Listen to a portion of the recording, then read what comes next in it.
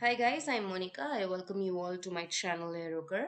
In this video, we will start with the development of the equations with respect to our physical principles. So in this video, we will be considering our first physical principle, that is conservation of mass. In our previous video, we saw three physical principles and we also spoke that we will be developing aerodynamic equations based on these physical principles. So here we go. The first physical principle is our conservation of mass, and how we are going to develop this equation right from the scratch, and how it will be useful, where we will be using these equations, is what we are going to look into this video. So without any further delay, let's get started. What we're going to do is consider a control volume which is fixed in space and the flow is moving through it. Now, this control volume V and control surface S are constant with time. Whatever the mass of the fluid that is contained within the control volume, it can change as a function of time, and this is due to the unsteady fluctuations of the flow field. Now, before we directly dive into the derivation of this fundamental equations, let us examine the concept of mass flow. In concept of mass flow, what we are going to consider is, we are going to consider an arbitrary area A which is oriented in the flow field. Now, my point of view would be the edge of area A. And what I'm considering is that the fluid elements with a certain velocity, that is, let us consider the velocity of the fluid element is V.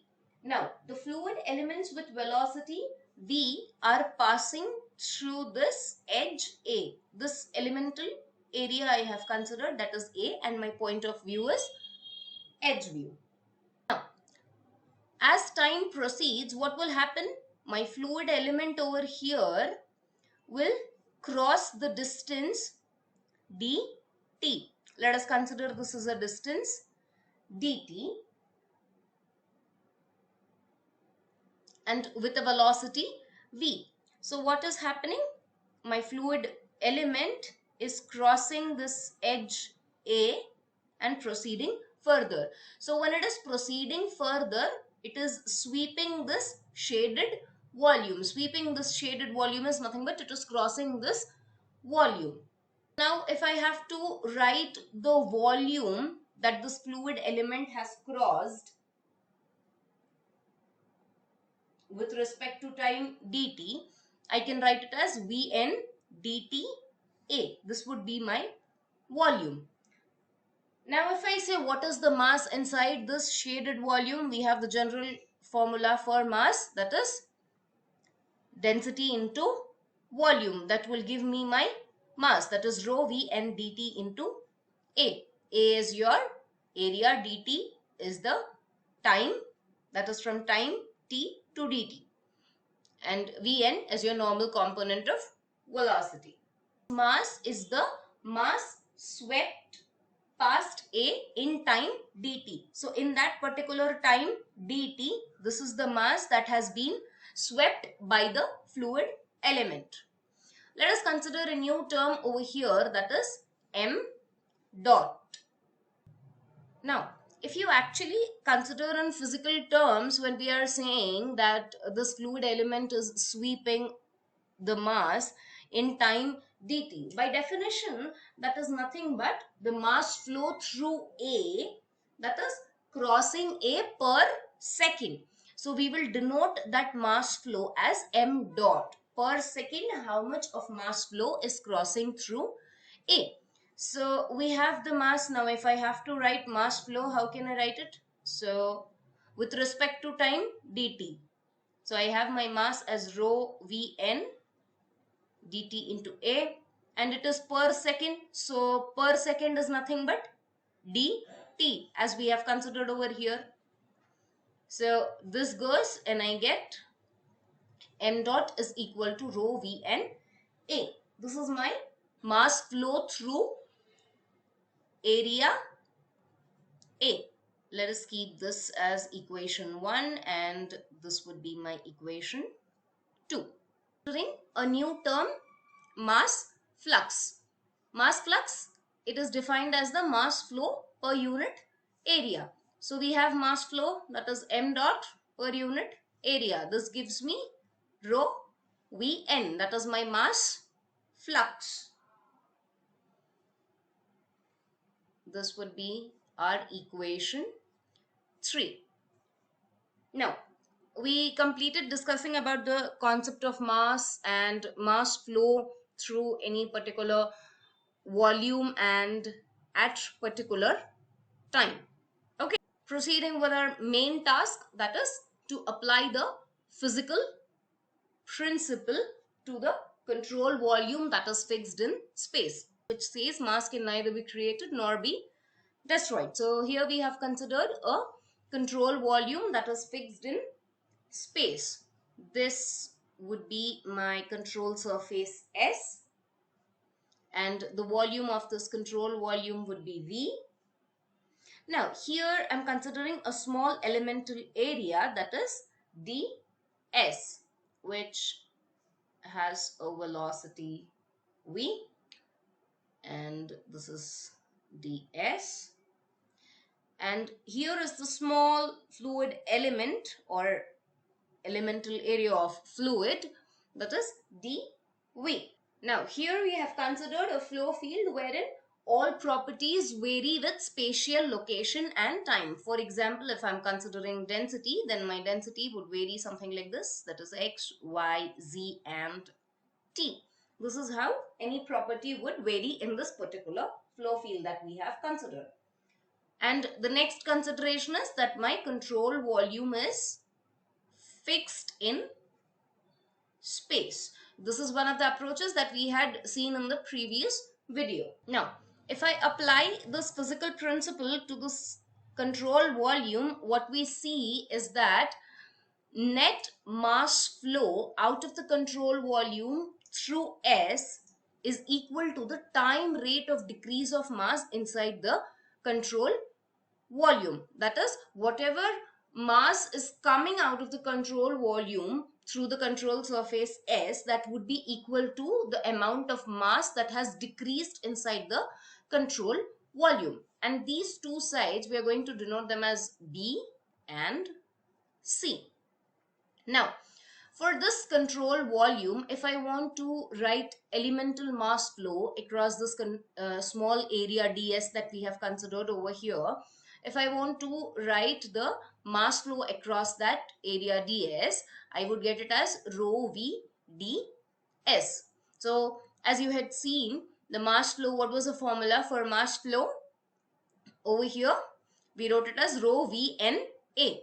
And here a is my ds, that is my elemental area, what we have considered over here. V is the velocity that we have taken and rho is your density.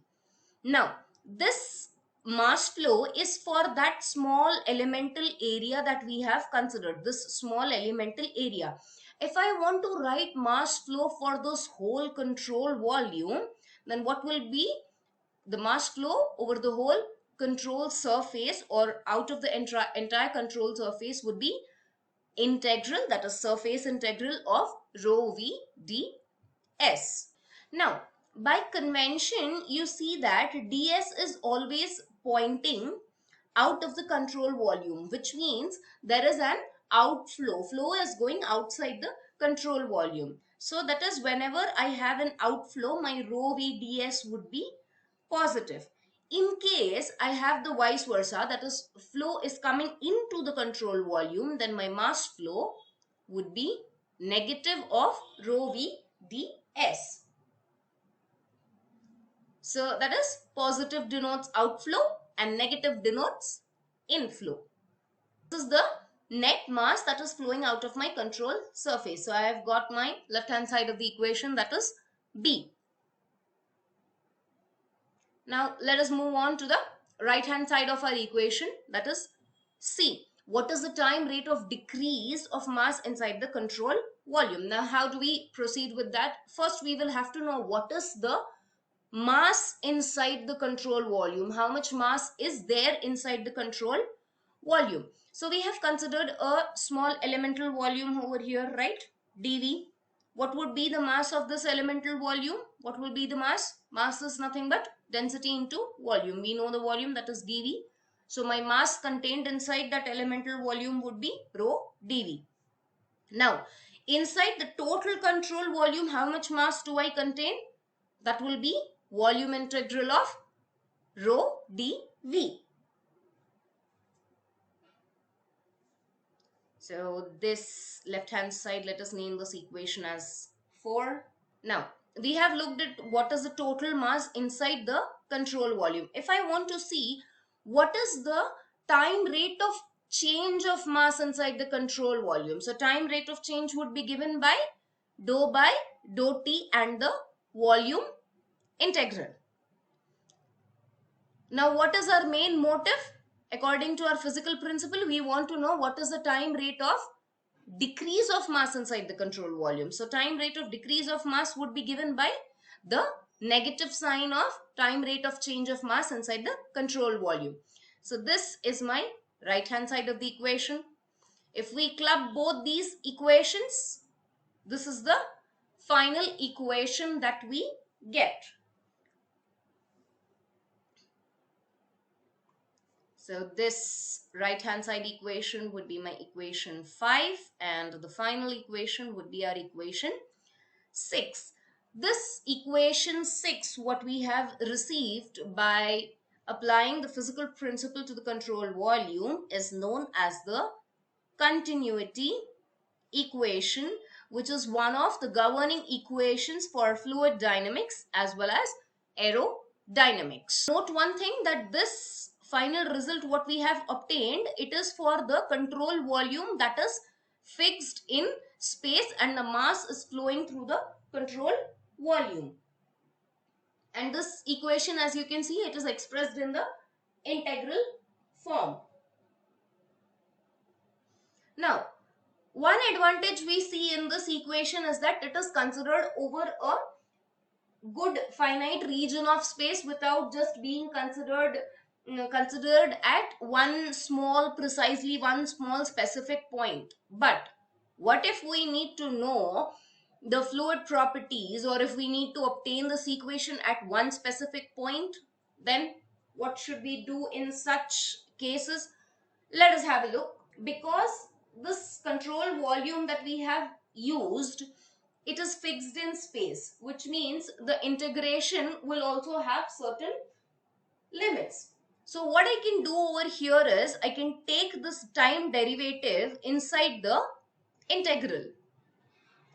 Now, if I take this time derivative inside the integral, I get equation in this form. This is the rewritten equation after taking the time derivative inside. Next, what we are going to do is we are going to apply the divergence theorem to this second term in the equation. That is, I am going to write the surface integral in form of volume integral. Once we apply the divergence theorem, after solving, this is what we get, this form of equation. Our main task is to get the equation for a particular point. Now, as we see here, this equation is still in integral form itself. Now, how do we reduce it to a particular point? If I want it at a particular point, it should be in the differential form. How do we do that? If you carefully look at this equation, if I want the integral in this to be 0, then it should be that all the integrals in the control volume, how much ever area I am analyzing, all the integrals should be cut out. That is, whatever is entering, I should also have a positive and a negative integral at the same time, so that both cancel and my integral becomes 0. But this is not possible because we have taken an arbitrary control volume at any located place in the whole flow area region. So that is not possible. The another possibility that we have is, if I want my integral to be 0, then I have to consider that at every finite point within this small control volume, my integral is 0. Then in that case, my integral would be 0, because at all small points that I have considered, integral is 0, which means overall the control volume integral also would be 0. Then my equation reduces to this form, which is the differential form of continuity equation, and this would be applicable for one small precise point on which or where we want to analyze our flow.